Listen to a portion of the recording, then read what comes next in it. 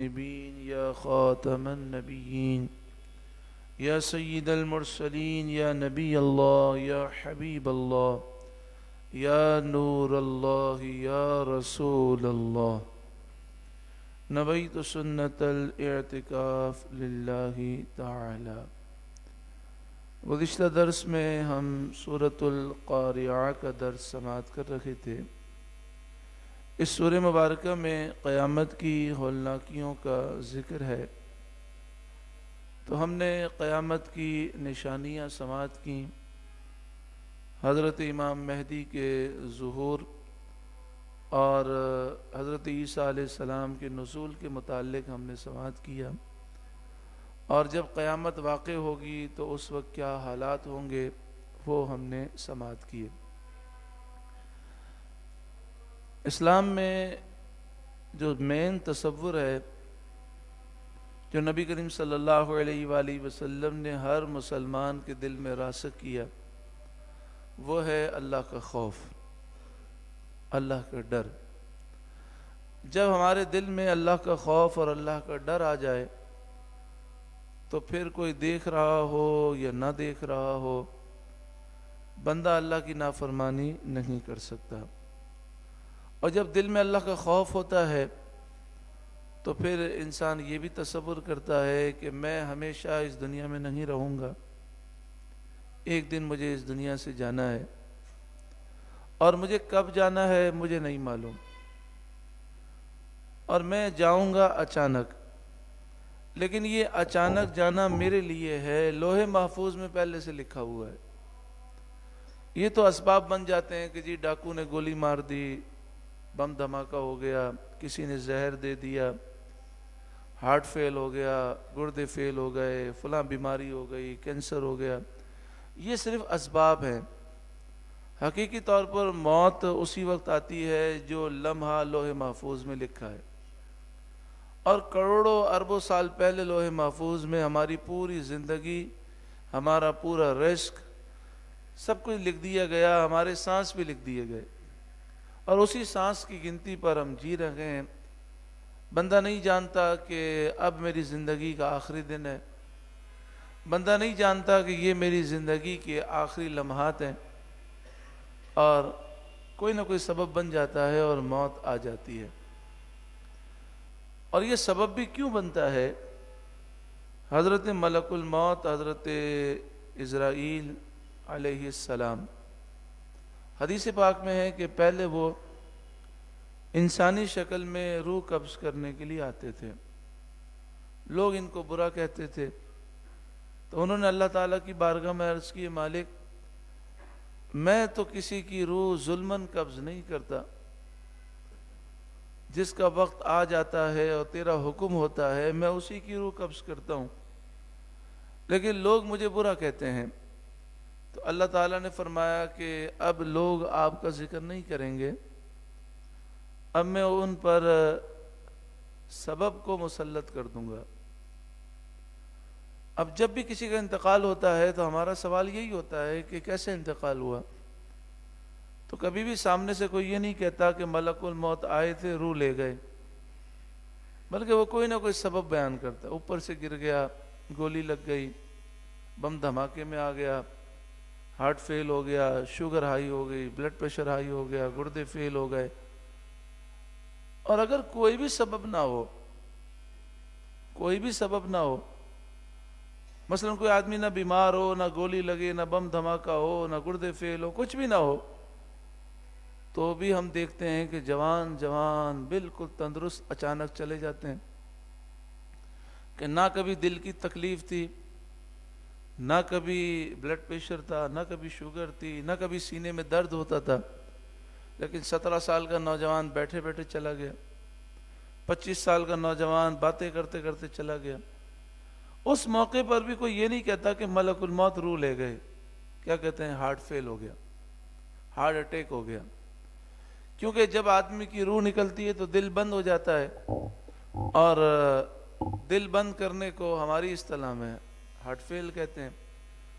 اوہو ہارٹ فیل ہو گیا، اس کا مطلب یہ ہوا، پھر ہم کیا کہتے ہیں؟ اس کا مطلب یہ ہوا کہ اس کے دل میں کوئی بیماری ہوگی لیکن پتہ نہیں چلا ہوگا، یعنی ہم سبب کی طرف جاتے ہیں. تو نبی کریم صلی اللہ علیہ وآلہ وسلم نے فرمایا کہ اللہ نے ملک الموت سے فرمایا کہ اب لوگ سبب کا ذکر کریں گے، آپ کا ذکر نہیں کریں گے. تو حقیقت یہ ہے کہ موت کے ہزاروں سبب موجود ہوں، لیکن اگر وقت نہیں آیا تو دنیا کی کوئی طاقت مار نہیں سکتی. اور ساری دنیا مل کر بچانا چاہے اور اگر وقت آ گیا تو دنیا کی کوئی طاقت بچا نہیں سکتی. یہ ایک ایسا تصور ہے کہ جس کے دل میں اللہ کا خوف ہے اور جو موت کو برحق مانتا ہے وہ گناہ نہیں کر سکتا. ایک نوجوان میرے پاس آیا، اس کی حال میں شادی ہوئی ہے. مجھ سے کہنے لگا مجھے بہت رونے کا دل چاہتا ہے، مجھے روزانہ یہ لگتا ہے کہ میرا دن یہ آخری دن ہے. تو اس کے گھر والے پریشان ہو گئے اور گھر والے کہنے لگے کہ پتہ نہیں اس پر کوئی آسیب ہو گیا، کیا جادو ہو گیا، ہمارا بچہ ایسا کیوں سوچتا ہے. تو وہ میرے پاس لے کر آئے. تو میں نے ان سے کہا یہ کوئی آسیب نہیں ہے، جادو نہیں ہے، یہ تو کرم مصطفیٰ ہے، یہ تو اللہ تعالیٰ کا فضل ہے کہ جس کا یہ تصور ہو جائے کہ میری زندگی کا یہ آخری دن ہے وہ گناہ نہیں کر سکتا. تو کہنے لگا ہاں واقعی میرے بچے میں بڑی تبدیلیاں آ گئی ہیں. میں نے کہا یہ تو یہ تصور کر رہا ہے کہ آج میرا دن آخری دن ہے. ہمارے آقا مولا صلی اللہ علیہ وسلم نے تو ہمیں یہ سکھایا کہ لقمہ منہ میں رکھو تو اتارنے کی امید نہ رکھو، پاؤں اٹھاؤ تو رکھنے کی امید نہ رکھو، سانس لو تو باہر نکالنے کی امید نہ رکھو، اتنا موت کے قریب اپنے آپ کو سمجھو. جس دن ہم یہ کامیاب ہو گئے، اپنے آپ کو مردوں میں ہم نے شمار کیا اور موت کو ہم نے قریب سمجھا، اس دن ہماری زندگی بدل جائے گی. پھر کسی نصیحت کی ضرورت نہیں ہے. نبی کریم صلی اللہ علیہ وسلم نے فرمایا موت کا تصور نصیحت کے لیے کافی ہے. جس دن ہمارے ذہن میں موت کا صحیح تصور بیٹھ گیا پھر ہماری کوئی نماز قضا نہیں ہوگی. پھر ہمیں کوئی کروڑوں خربوں روپے بھی دے دے ہم گناہ نہیں کر سکتے، کیونکہ ہمیں یہ اندازہ ہوگا، یقین ہوگا کہ آج میں مر گیا، اللہ کو جواب دینا ہے، یہ دولت میرے کس کام ہے. تو اللہ کا خوف رسول اللہ صلی اللہ علیہ وسلم نے لوگوں کے دلوں میں بٹھایا اور موت کی فکر پیدا کی. جب یہ دو فکریں جمع ہو جاتی ہیں تو خود بخود تیسرا تصور آتا ہے کہ مرنے کے بعد قیامت کے میدان میں مجھے اللہ کو جواب دینا ہے. میں اللہ کو کیا جواب دوں گا؟ میں اس کام کی کیا تعویل پیش کروں گا؟ میرا رب تو مجھے دیکھ رہا ہے، وہ بھولنے سے بھی پاک ہے، اس سے کوئی چیز پوشیدہ نہیں ہے. ہزاروں پردوں میں چھپ کر گناہ کروں پھر بھی میرا رب تو دیکھ رہا ہے. یوم یکون الناس کالفراش المبثوث، جس دن پہلی سور پھونکی جائے گی لوگ ہلاک ہو جائیں گے، جو جہاں ہوگا وہیں ہلاک ہو جائے گا. تو وہ ایسے بکھرے ہوئے ہوں گے جیسے پروانے بکھرے ہوئے ہوتے ہیں کہ جب بارش ہو جاتی ہے پھر بارش کے بعد جو رات آتی ہے تو پروانے نکلتے ہیں اور صبح آپ دیکھیں تو چاروں طرف بکھرے ہوئے مرے ہوتے ہیں. ایسے لوگ بکھرے ہوئے مرے ہوئے ہوں گے. وَتَكُونُ الْجِبَالُ كَالْإِعْنِ الْمَنْفُوشِ، اور پہاڑ ہوں گے جیسے دھن کی اون. جیسے آپ اون لے کر جاتے ہیں اون کی صفائی کے لیے تو آپ نے دیکھا ہوگا جب وہ اون کو صاف کر رہے ہو تو کیسی اون اڑ رہی ہوتی ہے، یہ روئی کیسے اڑتی ہے. فرمایا پہاڑ سور کی جو ہیبت ہوگی اس سے روئی کی طرح اڑیں گے، پھر ریزہ ریزہ ہو جائیں گے. فَأَمَّا مَنْ ثَقُلَتْ مَوَازِينُهُ، تو جس کے نامہ اعمال میں نیکیوں کا وزن زیادہ ہوگا، فَهُوَ فِي عِيشَةٍ رَاضِيَةٍ، تو وہ ایسے عیش میں سکون میں ہوں گے جو انہیں راضی کرنے والا ہوگا. جو وہ چاہیں گے اللہ انہیں عطا کرے گا، جو وہ چاہیں گے اللہ عطا کرے گا. دنیا میں کبھی بھی ہم جو ہم چاہیں وہ نہیں پا سکتے. ہم میں سے ہر کوئی یہ چاہتا ہے کہ ہمیں موت نہ آئے، لیکن موت آئے گی۔ ہم میں سے ہر کوئی چاہتا ہے کہ بیمار نہ ہو، لیکن بیماریاں بھی آ جاتی ہیں، پریشانیاں، مصیبتیں، آفتیں، بلائیں، بے روزگاری، تنگ دستی، کبھی ماں بیمار، کبھی باپ بیمار، کبھی بیوی بچے بیمار، کبھی فلاں بیمار، کبھی یہ تکلیف۔ جتنا بھی ارب پتی کھرب پتی بھی ہو، ان تکالیف سے بچ نہیں سکتا، بلکہ جتنی دولت زیادہ ہوتی ہے اتنے ہی ٹینشن زیادہ ہوتے ہیں، اتنی ہی فکریں زیادہ ہوتی ہیں۔ ایسا عیش، ایسا سکون کہ جو ہم چاہیں اللہ عطا فرمائے، وہ صرف جنت میں ہے، جہاں پر فنا نہیں ہے، زوال نہیں ہے، ہمیشہ ہمیشہ رہنا ہے۔ اب یہ ہمیشہ ہمیشہ کروڑوں اربوں کھربوں سال سے بھی زیادہ ہے، اس کی کوئی انتہا نہیں ہے۔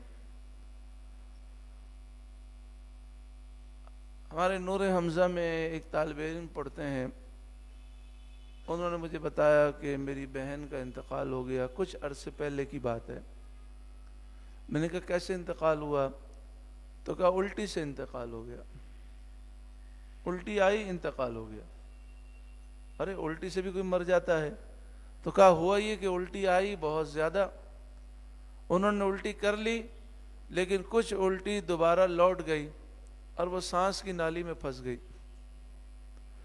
وہ کہتے ہیں جب تک ہم ہاسپٹل لے کر گئے، جب تک اس کا علاج ہوا، سانس کی نالی میں وہ الٹی ایسی پھنس گئی کہ اس کا دم نکل گیا۔ اب یہ واقعہ سن کر میں بھی سوچوں، آپ بھی سوچیں کہ کتنی دفعہ ہمیں الٹیاں آئیں، اور کتنی دفعہ الٹی بیک بھی ہو جاتی ہے، ریورس ہو جاتی ہے، لیکن ہمیں کچھ نہیں ہوا، اس لیے کہ ہماری موت کا وقت آیا نہیں تھا۔ جب موت کا وقت آتا ہے تو کوئی نہ کوئی سبب بن جاتا ہے۔ اچھا میں نے پوچھا آپ کی بہن کی عمر؟ جی 17 سال۔ ایک اور 17 سالہ نوجوان کا واقعہ ان کے والد نے مجھے سنایا، کہنے لگے کہ ہم دونوں باپ بیٹے نے مل کر ناشتہ کیا، ناشتے سے فارغ ہوئے تو اب وہ بیٹھا ہوا تھا تو میں نکلا اپنے کام کے لیے، تو میرے بیٹے نے اپنی ماں سے کہا کہ امی مجھے گرم چائے پینی ہے، تو ماں کچن میں گئی، وہ چائے گرم کر رہی تھی یا بنا رکھی تھی، تو زور زور سے سانس کی آواز آئی، جیسے نزع کے عالم کے اندر بندہ سانس لیتا ہے، سانس کی کھڑکھڑاہٹ۔ کہتے ہیں بھاگ کر آئیں تو دیکھا وہ خاموش ہے، ڈاکٹروں کو بلایا، پھر ہاسپٹل لے گئے، جب پہنچے تو پتہ چلا کہ اسی لمحے اس کا انتقال ہو چکا تھا۔ 17 سالہ نوجوان، تو کیا اس نے سوچا تھا؟ اس کا تو فیوچر تھا لمبا، میں یہ کروں گا، وہ کروں گا، اس طرح کماؤں گا، پتہ نہیں کیا کیا سوچا ہوگا اس نے، اس کے ماں باپ نے کیا کیا سوچا ہوگا، لیکن کیا کسی نے یہ سوچا تھا کہ آج زندگی کا آخری دن ہے؟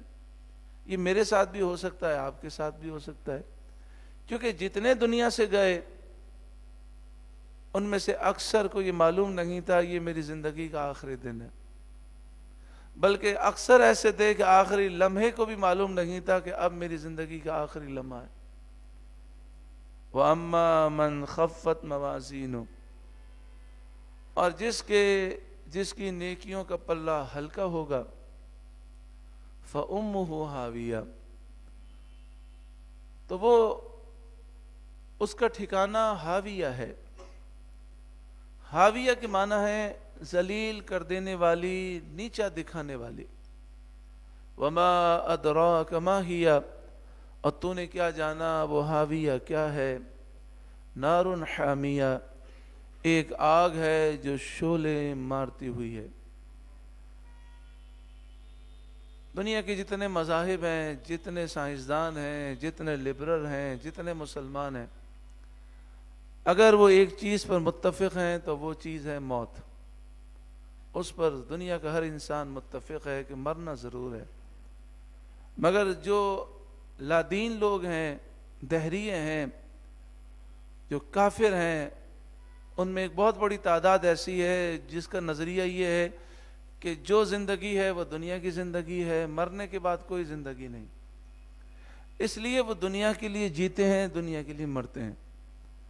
لیکن حقیقت یہ ہے کہ مرنے کے بعد زندگی ہے، قبر کی زندگی بھی ہے، آخرت کی زندگی بھی ہے، اور جہنم یا جنت کی زندگی بھی ہے، اور یہ عقیدہ ہمارا بھی ہے، اور یہ صحیح عقیدہ ہے، اور ہمیں اس پر یقین بھی ہے، اور اس پر یقین نہ لائیں تو بندہ مومن نہیں ہوتا۔ تو پھر ہماری زندگی کا انداز کافروں سے مختلف ہونا چاہیے۔